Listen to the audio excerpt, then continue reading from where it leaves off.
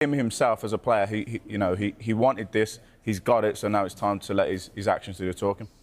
Andy, is this a risk for Chelsea in any way, given the situation Alejandro Garnacho finds himself in at United? I mean, it's less of a risk than if they'd have paid what United actually wanted, but it's still a risk, definitely, because the potential's been obvious for a while, but that we're still talking about potential, I think, is a bit of a concern, because you would have expected him to progress faster. I guess this has been a recurrent problem for Manchester United, isn't it? You've got a player.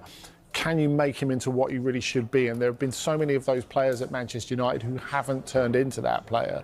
So now the onus is on Maresca, is on his team, is on Chelsea to make him into what he should be. But they've clearly been looking for that wide player for quite a long time. That they didn't feel that Jadon Sancho was it, so they've gone with Garnacho instead. Yeah, it's interesting about Alejandro Garnacho, because like you say, you're not quite sure actually where he fits in, but there's a real opportunity there with Jamie Gittins really the only rather recognised left winger. If Alejandro Garnacho comes in and sorts himself out, gets focused, there's a real chance that he could nail down that starting spot, given that Gittins only came in the summer. Yeah, I think you nailed it there as well. It's about him mentally being a professional now, and I think sometimes you see a little bit the odd tantrum here. Sometimes he does a bit more talking off the pitch than he should do on the pitch. We've all seen the flashes of what he can do. He's clearly a good football player, but what he needs to do now, if he gets this move, is settle down and make that position his position now.